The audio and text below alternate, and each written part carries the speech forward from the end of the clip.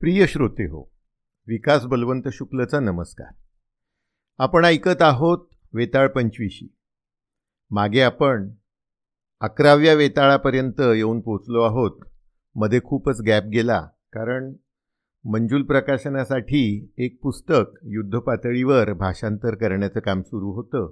ते आज संपवलं आणि आपला आज 12वा वेताळ आपण ऐकणार आहोत. शीर्षक आहे राजा यशक्केतू आणि मंत्री दीर्घदर्शी.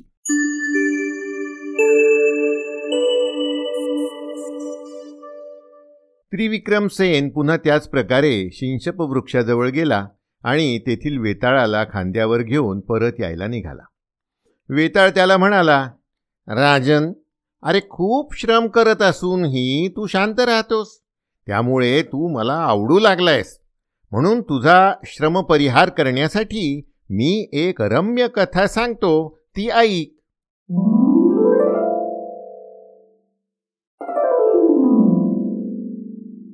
पूर्वी अंगदेशात यशक्केतू नावाचा राजा होता.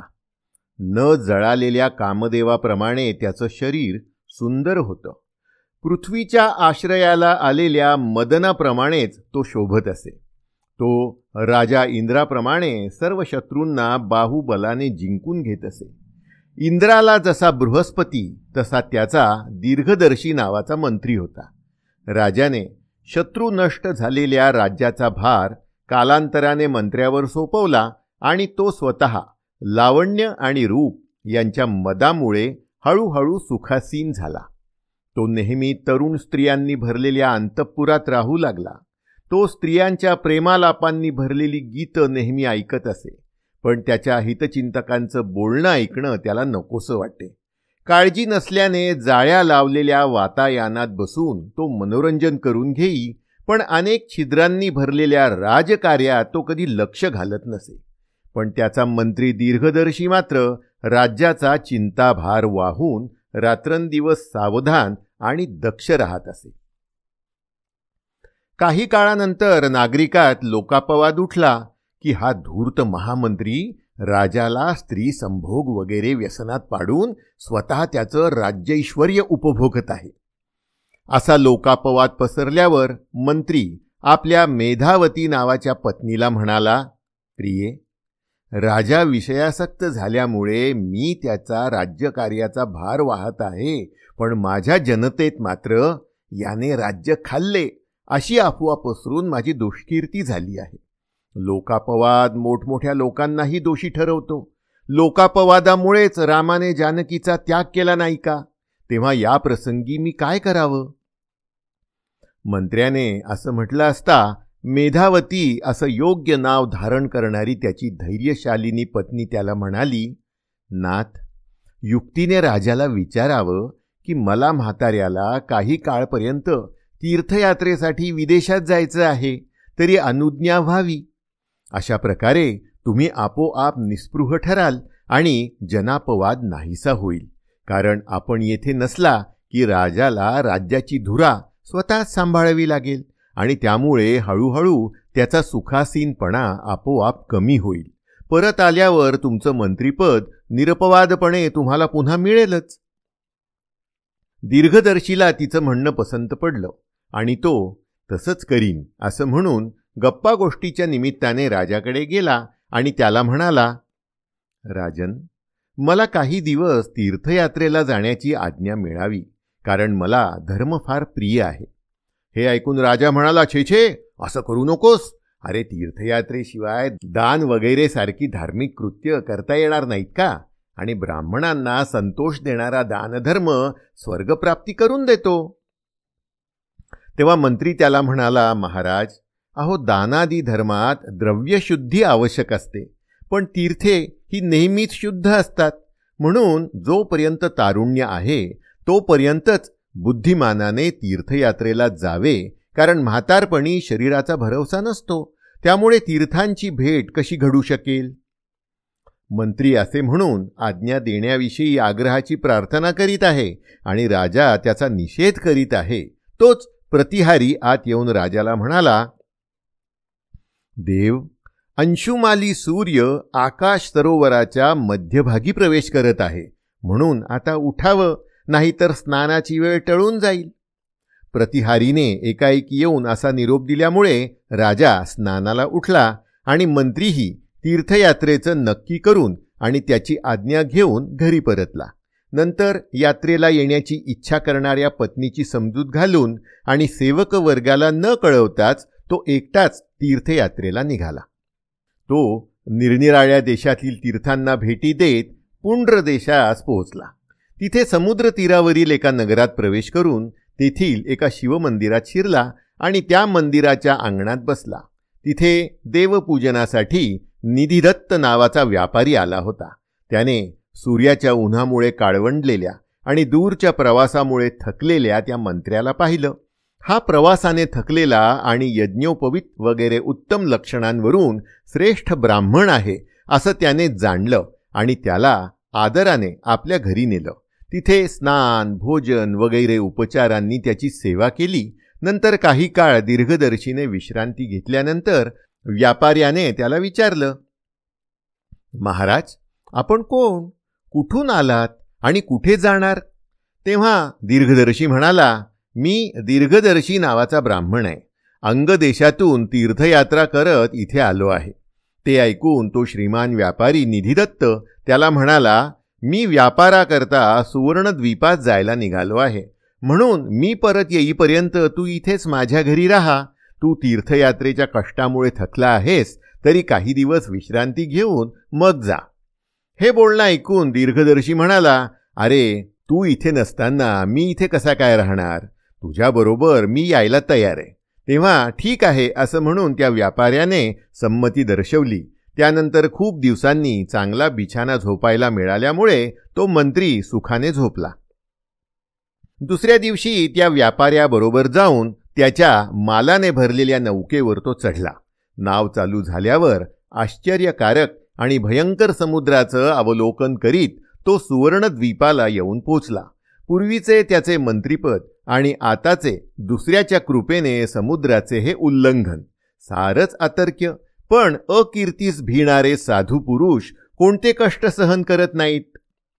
त्या द्वीपावर व्यापार करणाऱ्या निधिदत्तासह दीर्घदर्शी काही काळ राहिला आणि त्याच्याच बरोबर परत यायला निघाला. परत येत असताना त्याने नौकेमागे एकाएकी समुद्राच्या लाटातून वर आलेला कल्पवृक्ष पाहिला. त्याच्या फांद्या सोन्यासारख्या चमकत होत्या. त्यांना कोमल आणि लाल पानं आली होती आणि सुंदर फुलं लागली होती. तो वृक्ष रत्नमय फळे आणि फुले यामुळे सुंदर दिसत होता. त्याच्या एका फांदीला एक रत्नजडित झोपाळा बांधलेला होता आणि त्यावर बसलेली एक अद्भुत आकाराची सुरेख कन्या त्याला दिसली. अरे, हा काय अद्भुत प्रकार आहे असा तो विचार करतो आहे. तोच ती कन्या वीणा हातात घेऊन गाऊ लागली. त्याचा भावार्थ असा होता, ज्याने पूर्वी जे कर्म केलेलं असतं त्यानुसार तो पुढे भोगतो. पूर्वी केलेल्या कर्माचा परिणाम बदलणं ब्रह्मदेवालाही शक्य नसतं. असं गीत गाऊन ती कन्या, तो कल्पवृक्ष, त्यावरचा झोपाळा वगैरे सर्व एकदम समुद्रात बुडून गुप्त झाले. तेव्हा दीर्घदर्शी मनाशी म्हणाला, अरे चा, आज मी हे काय आश्चर्य पाहिलं. कुठे हा समुद्र आणि गाणाऱ्या कन्येसह निघालेला व पाहता पाहता नष्ट झालेला तो कल्पवृक्ष कुठे? किंवा बरोबरच आहे हे, कारण लक्ष्मी, चंद्र, पारिजात इत्यादी रत्न या समुद्रातूनच तर बाहेर आली होती ना. अशा प्रकारे आश्चर्यचकित झालेला दीर्घदर्शी विचार करत असताना नौकेचे कर्णधार वगैरे कर्मचारी त्याला म्हणाले, महाराज, ही कन्या याप्रमाणे इथे नेहमीच दिसते आणि असंच गीत गाऊन ती लागलीच समुद्रात बुडते. तुम्ही या प्रवासात नवीन असल्यामुळे तुम्हाला आश्चर्य वाटलं. हे ऐकून आश्चर्यात पडलेला दीर्घदर्शी क्रमाने समुद्र तीरावर पोहोचला. नौकेतून सामान उतरवल्यानंतर सर्वजण व्यापाऱ्याच्या घरी गेले. तिथे काही दिवस राहून तो निधिदत्ताला म्हणाला, श्रेष्ठा, तुझ्या घरी मी पुष्कळ दिवस सुखात आणि आनंदात राहिलो. आता मी माझ्या देशाला परत जातो. तुझं कल्याण असो. असं बोलून निधिदत्ताच्या इच्छेविरुद्धच त्याचा निरोप घेऊन तो मंत्री तिथून निघाला आणि अनेक देश पार करत आपल्या अंगदेशाला पोचला. यशक्केतू राजाने आपले गुप्तहेर त्याला शोधायला सगळीकडे पाठवले होतेच. त्यांनी नगराबाहेर आलेल्या दीर्घदर्शीला पाहिलं आणि राजाला ती बातमी लागलीच कळवली. त्याच्या वियोगाने दुःखी झालेला राजा त्याला भेटायला नगराबाहेर गेला आणि त्याला घट्ट आलिंगन देऊन भेटला. मग त्याने त्याचं स्वागत केलं आणि लांबचा रस्ता चालून थकून गेलेल्या आणि धुळीने माखलेल्या दीर्घदर्शीला प्रासादात घेऊन गेला. त्याने विश्रांती घेतल्यावर राजा म्हणाला, मित्रा, तू आम्हाला सोडून गेलास, पण तुझं मन मात्र इथेच होतं. पण तुझ्या स्वाधीन असलेल्या या शरीरास मात्र किती कष्ट दिलेस. ते कसे स्नेहरहित आणि कर्कश झाले आहे. किंवा ज्या शक्तीने तुला एकाएकी तीर्थयात्रेला जाण्याची प्रेरणा केली, त्या भगवती भवितव्यतेची गती कोणाला कळणार. तू कोणत्या कोणत्या देशात फिरलास, नवीन काय काय पाहिलंस, ते सगळं मला सांग. राजाने अशी आज्ञा केल्यावर दीर्घदर्शीने क्रमाने सुवर्णद्वीपापर्यंतचा वृत्तांत सांगितला. समुद्रातून परत येताना वर निघालेल्या कल्पवृक्षाची आणि त्यावर बसलेल्या सुंदर कन्येची अद्भुत हकीकत ही जशी पाहिली तशीच त्याने राजाला सांगितली. पण वृक्षाला बांधलेल्या झोपाळ्यावर बसून गाणाऱ्या कन्येची हकीकत ऐकताच राजा कामाधीन झाला. तिच्या वाचून राज्य आणि जीवित व्यर्थ आहे असं समजू लागला. त्याने आपल्या मंत्र्याला एकांतात बोलावलं आणि त्याला म्हणाला, मित्रा, तू पाहिलेली ती सुंदर कन्या मला पण पाहायची आहे. तिचं दर्शन झालं नाही तर मी काही जिवंत राहणार नाही. भवितव्यतेला नमस्कार करून मी तू सांगितलेल्या मार्गाने जाईन. तू मला अडवू नकोस. मी गुप्तपणे एकटाच जाईन. माझ्या मागे तू येऊ नकोस. माझ्या राज्याचा सांभाळ कर. माझ्या या बेताला तू मोडता घालू नकोस. तुला माझ्या प्राणांची शपथ आहे. असं बोलून आणि त्यावर उत्तरही न देण्याची आज्ञा करून त्याने त्याला निरोप दिला. दीर्घदर्शीही आपल्या विरही पत्नीला आणि नातेवाईकांना भेटायला घरी निघून आला. तो खिन्नच होता, कारण धनी मोठ्या संकटात असताना उत्तम मंत्र्यांना सुख कसं लाभणार. दुसऱ्या दिवशी त्या मंत्र्यावर सर्व राज्यभार टाकून यशक्केतू राजा तापसवेश धारण करून रात्री नगरातून निघाला. जाताना मार्गात त्याला कुश नावाचा मुनी भेटला. त्या मुनीने नमस्कार करणाऱ्या राजाला आदेश दिला, वत्सा, लक्ष्मीदत्त व्यापाऱ्याबरोबर नौकेतून समुद्राच्या मध्यभागी गेलास म्हणजे ती कन्या तुला मिळेल. तरी काळजी न करता जा. मुनीचं हे बोलणं ऐकून राजा प्रसन्न झाला. त्याला प्रणाम करून तो देश, नद्या आणि पर्वत ओलांडून समुद्र किनाऱ्याजवळ पोचला. तिथे सागर लाटांच्या डोळ्यांनी जणू त्याच्याकडेच पाहत होता. तेथे मुनीने सांगितलेल्या लक्ष्मीदत्त व्यापाऱ्याची आणि त्याची गाठ पडली. त्याच्या अंगावरील चक्र वगैरे राजचिन्ह पाहून तो व्यापारी राजापुढे नम्र झाला. त्याच्या नौकेवर चढून तो समुद्रात जायला निघाला. ती नौका समुद्राच्या मध्यभागी आली असता समुद्रातून कल्पवृक्ष निघाला. त्याच्या फांद्यांना बांधलेल्या झोपाळ्यावर बसलेली ती कन्याही वर आली. चकोर जसे चांदण्याकडे पाहतो त्याप्रमाणे राजा तिच्याकडे पाहत असता ती वीणा वाजवून गीत गाऊ लागली. त्याचा आशय असा होता, ज्याने पूर्वी जे कर्म केलेलं असतं त्यानुसार तो पुढे भोगतो. पूर्वी केलेल्या कर्माचा परिणाम बदलणं ब्रह्मदेवालाही शक्य नसतं. म्हणून दैवयोगाने ज्या स्थळी आणि वेळी जे घडायचं असतं ते घडवायला त्या माणसाला परतंत्र करून दैव तेथे नेतच, यात शंका नाही. भविष्य सुचवणारं असं गीत ती कन्या म्हणत असता राजा तिच्याकडे पाहत स्तब्ध पुतळ्यासारखा उभा राहिला. तो कामशराने पीडला होता. नंतर तो म्हणाला, हे रत्नाकरा समुद्रा, तुला प्रणाम. तू या कन्येला लपवून भगवान विष्णूला लक्ष्मी देऊन ठकवलंस. तू पक्षयुक्त पर्वतांनाही आसरा देतोस. मी तुला शरण आलो आहे, तरी माझं मनोगत पूर्ण कर. अशा प्रकारे तो राजा समुद्राची स्तुती करीत होता. तेवढ्यात ती कन्या वृक्षासह बुडून गेली. हे पाहून राजाने तिच्या पाठोपाठ समुद्रात उडी मारली. अरे अरे अरे, आता हा विनाश पावला असं समजून लक्ष्मीदत्त व्यापारी सुद्धा दुःखाने देहत्याग करू लागला. पण इतक्यात आकाशवाणी झाली, अरे असं साहस करू नकोस. तो समुद्रात बुडण्यात काही भय नाही. तपस्याचा वेश धारण करणारा हा यशक्केतू नावाचा राजा आहे आणि या कन्येसाठीच तो इथे आला आहे, कारण ती त्याची पूर्वजन्मीची पत्नी आहे. तिची प्राप्ती करून घेऊन तो पुन्हा अंगदेशाला जाईल. त्यामुळे त्याचं सांत्वन झालं आणि तो आपला व्यापार चालविण्यासाठी इच्छित ठिकाणी गेला. समुद्रात बुडालेल्या राजा यशक्केतूला एकाएकी एक नगर दिसलं. ते निर्जन होतं. आश्चर्यचकित होऊन तो त्या नगरात शिरला. त्या नगरातील मोठ्या मोठ्या प्रासादांचे स्तंभ रत्नजडित होते. भिंती सोन्यासारख्या चमकत होत्या. शोभणाऱ्या प्रासादाच्या खिडक्यांना मोत्यांची जाळी लावली होती. स्फटिकांच्या पायऱ्या असलेली सुंदर तलाव असलेली अनेक उद्यानं तिथे होती. त्यात सर्व इच्छा पूर्ण करणारे फळाफुलांनी लगडलेले वृक्ष होते. अशा समृद्ध नगरात एकही मनुष्य त्याला आढळला नाही. प्रत्येक घरात जाऊन तो प्रियेला शोधू लागला, पण ती कोठेच दिसेना. शेवटी त्याला एक उंच रत्नजडित मंदिर दिसलं. त्यावर चढून व दरवाजा उघडून तो राजा आत शिरला. तिथे जाताच एका रत्नमय पलंगावर सर्वांग झाकून कोणीतरी झोपलेलं त्याला दिसलं. हीच ती असेल का असं मनात येऊन उत्कंठेने राजाने तिच्या तोंडावरील पांघरून दूर केलं. तो तीच हवी असलेली कन्या त्याला दिसली. उन्हाळ्यात कोरड्या वृक्षभूमीतून प्रवास करणाऱ्या पांथस्थाला एखादं रम्य सरोवर दिसलं असता जसा आनंद होईल तसा आनंद तिच्या दर्शनाने राजाला झाला.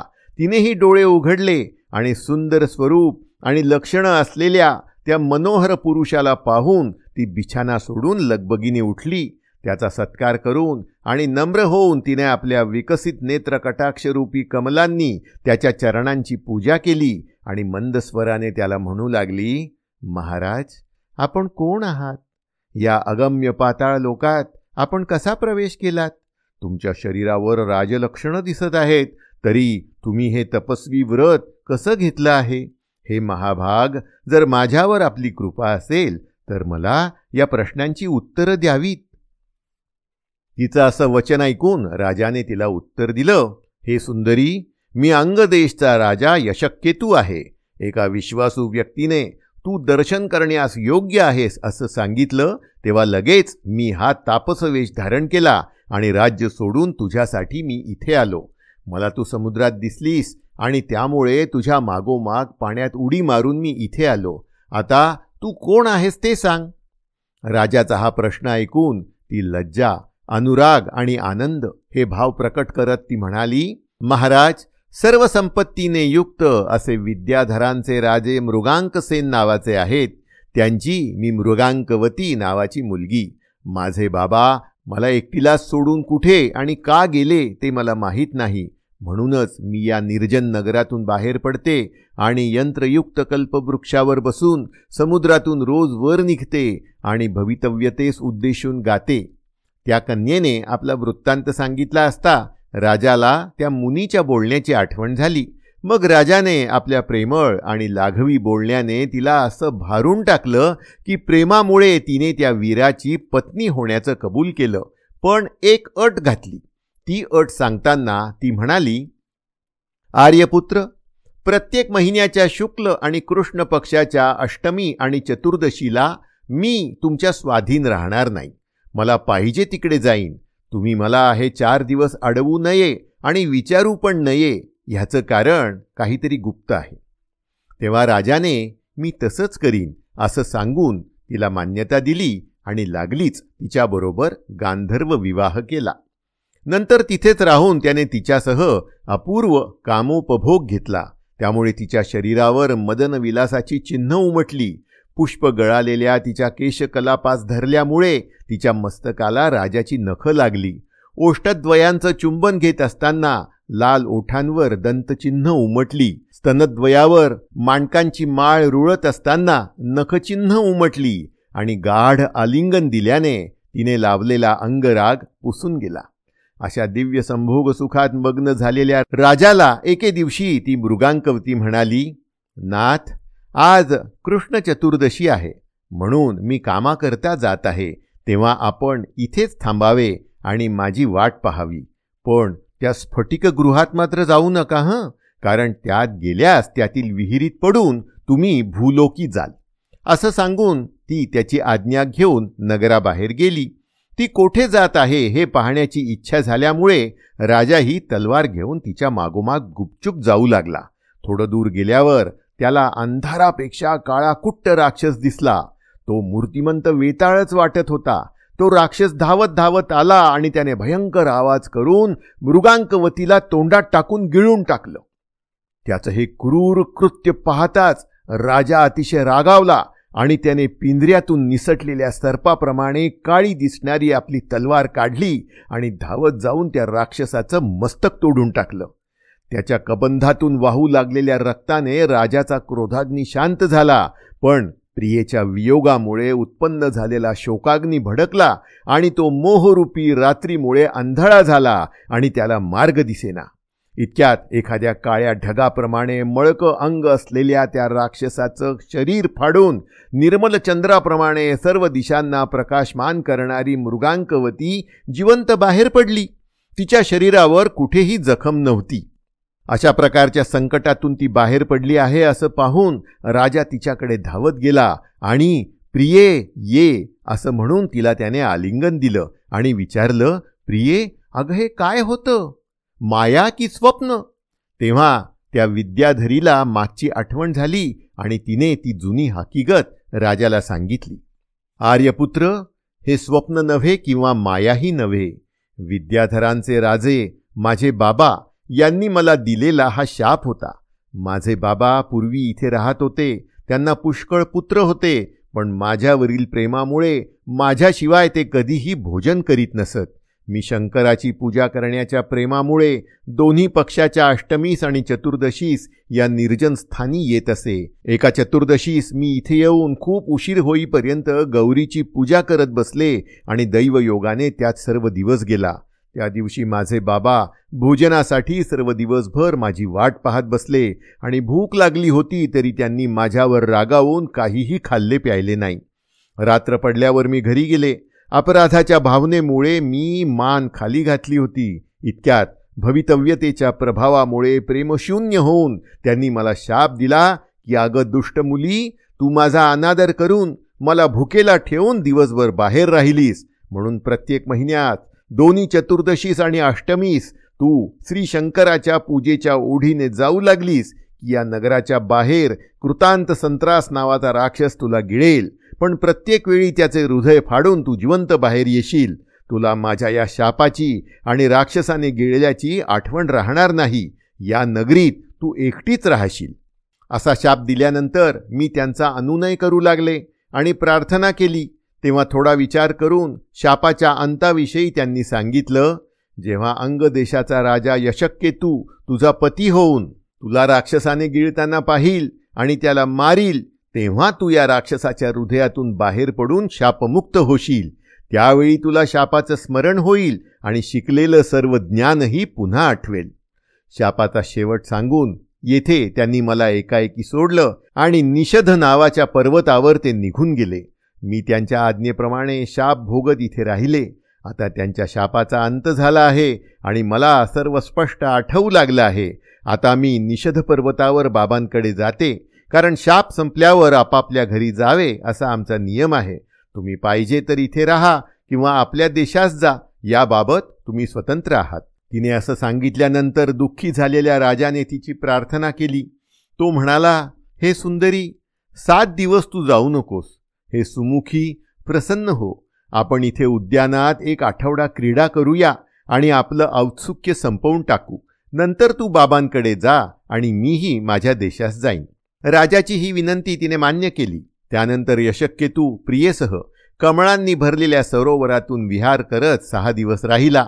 त्यावेळी पाण्यातील कमळे हेच जणू डोळे, वर उठणाऱ्या लाटा हेच जणू हात असलेल्या त्या सरोवरांनी हंस आणि सारस यांच्या थव्यांनी केलेल्या शब्दरूपी आवाजात त्या दोघांना विनंती केली की आम्हाला सोडून जाऊ नका.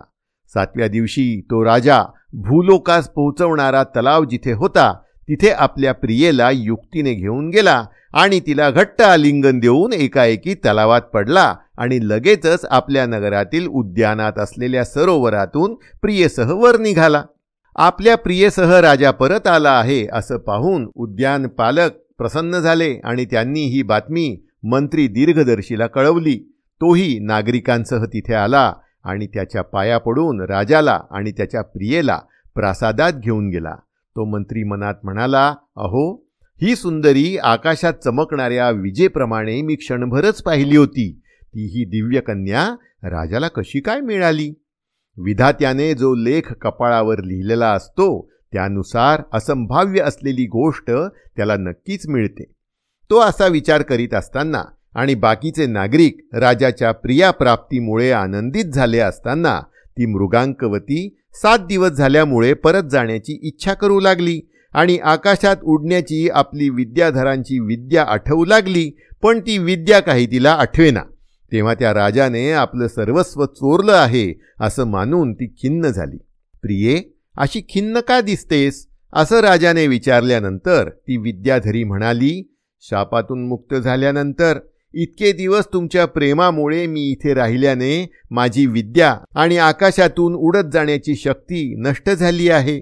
हे ऐकून राजाला खूप आनंद झाला. ती विद्याधरी आता आपल्या स्वाधीन झाली आहे असं समजून प्रसन्न होऊन त्याने मोठा उत्सव केला.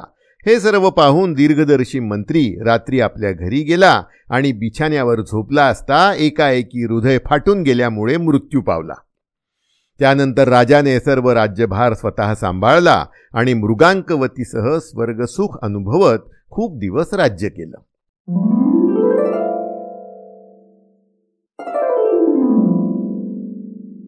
ही कथा सांगून वेताळाने विचारलं, राजन, आपल्या धन्याचं असं कल्याण झालं असता महामंत्र्याचं हृदय एकाएकी फुटलं, याचं काय कारण असावं ते सांग. ती दिव्य कन्या स्वतःला मिळाली नाही म्हणून त्याला वाईट वाटलं, किंवा त्याला राज्य मिळवण्याची इच्छा होती पण राजा परत आल्यामुळे ते जमलं नाही म्हणून त्याची अशी स्थिती झाली का? तुला माहीत असूनही तू जर सांगणार नाहीस तर तुझा धर्म नष्ट होईल आणि तुझ्या मस्तकाचे शेकडो तुकडे होतील. हे ऐकून राजा त्या वेताळाला म्हणाला, योगेश्वरा, त्या श्रेष्ठ मंत्र्याचं आचरण शुद्ध होतं म्हणून तू म्हणतोस त्यातलं एकही कारण संभवत नाही. परंतु ज्या राजाने पूर्वी सामान्य स्त्रियांच्या अभिलाषेने राज्यकारभाराकडे दुर्लक्ष केलं होतं, तो राजा या दिव्य कन्येच्या प्रेमात पडल्यानंतर त्याची आता काय दशा होईल कोण जाणे. मी इतके यात्रेचे कष्ट करूनही राज्यभार कमी झाला नाही आणि उलट दोषच जास्त निर्माण झाला, असा मनात विचार केल्यामुळे त्या चिंतेने त्या मंत्र्याचं हृदय फुटलं असावं असं मला वाटतं. राजाने असं उत्तर दिल्यानंतर तो मायावी वेताळ त्याच क्षणी स्वस्थानी गेला आणि तो राजाही त्याला पुन्हा आणायला शिंशप वृक्षाकडे वेगाने जाऊ लागला.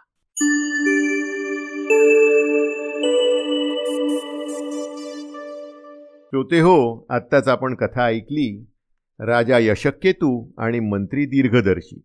ही होती 12वी कथा.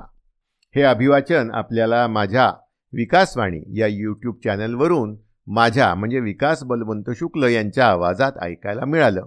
आपल्याला हे अभिवाचन जर आवडलं असेल तर कृपया व्हिडिओला लाईक करा, शेअर करा आणि माझ्या विकासवाणी या चॅनलला सबस्क्राईब करा. धन्यवाद.